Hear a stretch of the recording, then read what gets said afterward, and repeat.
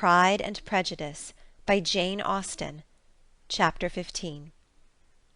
Mr. Collins was not a sensible man, and the deficiency of nature had been but little assisted by education or society, the greatest part of his life having been spent under the guidance of an illiterate and miserly father; and though he belonged to one of the universities, he had merely kept the necessary terms, without forming at it any useful acquaintance.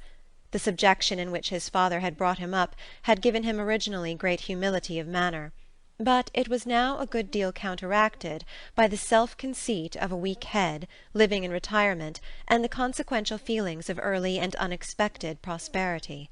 A fortunate chance had recommended him to Lady Catherine de Bourgh when the living of Hunsford was vacant, and the respect which he felt for her high rank, and his veneration for her as his patroness, mingling with a very good opinion of himself, of his authority as a clergyman, and his right as a rector, made him altogether a mixture of pride and obsequiousness, self-importance and humility.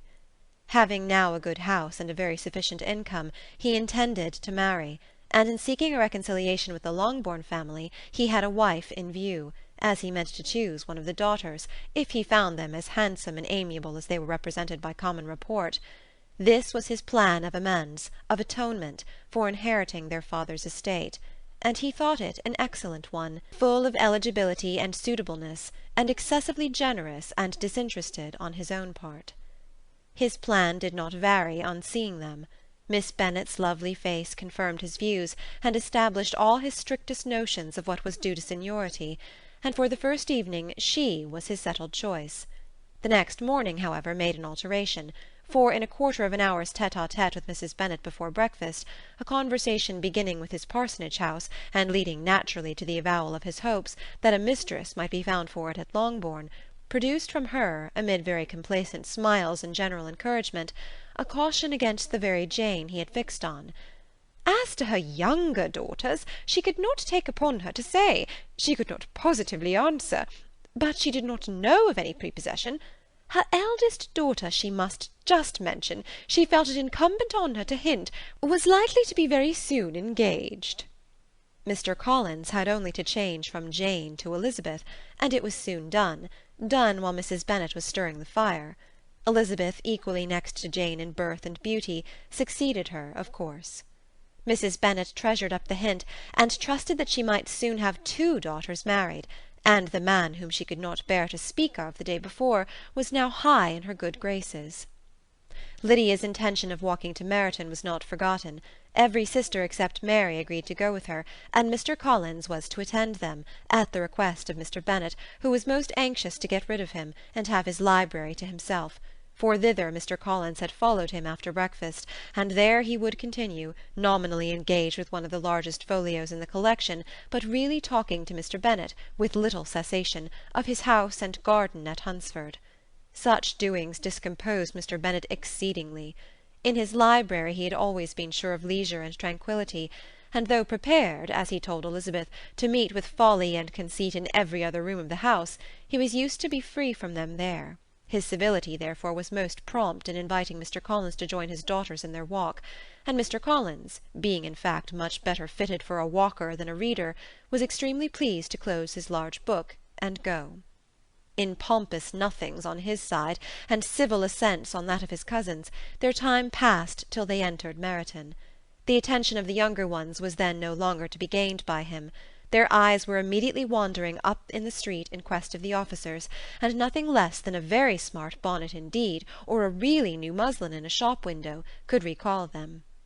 But the attention of every lady was soon caught by a young man whom they had never seen before, of most gentlemanlike appearance, walking with another officer on the other side of the way. The officer was the very Mr. Denny, concerning whose return from London Lydia came to inquire, and he bowed as they passed. All were struck with the stranger's air, all wondered who he could be, and Kitty and Lydia, determined if possible to find out, led the way across the street, under pretence of wanting something in an opposite shop, and fortunately had just gained the pavement when the 2 gentlemen, turning back, had reached the same spot. Mr. Denny addressed them directly, and entreated permission to introduce his friend, Mr. Wickham, who had returned with him the day before from town, and he was happy to say had accepted a commission in their corps. This was exactly as it should be, for the young man wanted only regimentals to make him completely charming. His appearance was greatly in his favour. He had all the best part of beauty, a fine countenance, a good figure, and very pleasing address. The introduction was followed up on his side by a happy readiness of conversation, a readiness at the same time perfectly correct and unassuming, and the whole party were still standing and talking together very agreeably when the sound of horses drew their notice, and Darcy and Bingley were seen riding down the street. On distinguishing the ladies of the group, the two gentlemen came directly towards them and began the usual civilities. Bingley was the principal spokesman, and Miss Bennet the principal object. He was then, he said, on his way to Longbourn on purpose to inquire after her. Mr. Darcy corroborated it with a bow, and was beginning to determine not to fix his eyes on Elizabeth, when they were suddenly arrested by the sight of the stranger, and Elizabeth, happening to see the countenance of both as they looked at each other, was all astonishment at the effect of the meeting. Both changed colour. One looked white, the other red. Mr. Wickham after a few moments touched his hat, a salutation which Mr. Darcy just deigned to return. What could be the meaning of it? It was impossible to imagine. It was impossible not to long to know. In another minute Mr. Bingley, but without seeming to have noticed what passed, took leave and rode on with his friend. Mr. Denny and Mr. Wickham walked with the young ladies to the door of Mr. Phillips's house, and then made their bows, in spite of Miss Lydia's pressing entreaties that they should come in, and even in spite of Mrs. Phillips throwing up the parlour window and loudly seconding the invitation. Mrs. Phillips was always glad to see her nieces, and the two eldest, from their recent absence, were particularly welcome, and she was eagerly expressing her surprise at their sudden return home, which, as their own carriage had not fetched them, she should have known nothing about, if she had not happened to see Mr. Jones's shop-boy in the street, who had told her that they were not to send any more drafts to Netherfield, because the Miss Bennets were come away, when her civility was claimed toward Mr. Collins by Jane's introduction of him. She received him with her very best politeness, which he returned with as much more, apologizing for his intrusion, without any previous acquaintance with her, which he could not help flattering himself, however, might be justified by his relationship to the young ladies who introduced him to her notice.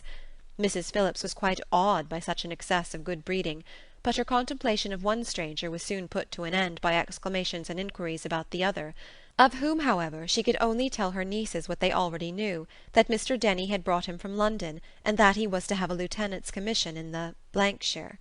She had been watching him the last hour, she said, as he walked up and down the street, and had Mr. Wickham appeared, Kitty and Lydia would certainly have continued the occupation, but unluckily no one passed windows now except a few of the officers, who, in comparison with the stranger, were become stupid, disagreeable fellows. Some of them were to dine with the Phillipses the next day, and their aunt promised to make her husband call on Mr. Wickham and give him an invitation also, if the family from Longbourn would come in the evening. This was agreed to, and Mrs. Phillips protested that they would have a nice, comfortable, noisy game of lottery tickets, and a little bit of hot supper afterwards. The prospect of such delights was very cheering, and they parted in mutual good spirits. Mr. Collins repeated his apologies in quitting the room, and was assured with unwearying civility that they were perfectly needless. As they walked home, Elizabeth related to Jane what she had seen pass between the two gentlemen, but though Jane would have defended either or both, had they appeared to be in the wrong, she could no more explain such behaviour than her sister. Mr. Collins, on his return, highly gratified Mrs. Bennet by admiring Mrs. Phillips's manners and politeness. He protested that, except Lady Catherine and her daughter, he had never seen a more elegant woman, for she had not only received him with the utmost civility, but even pointedly included him in her invitation for the next evening, although utterly unknown to her before. Something, he supposed, might be attributed to his connection with them, but yet he had never met with so much attention in the whole course of his life. End of Chapter 15.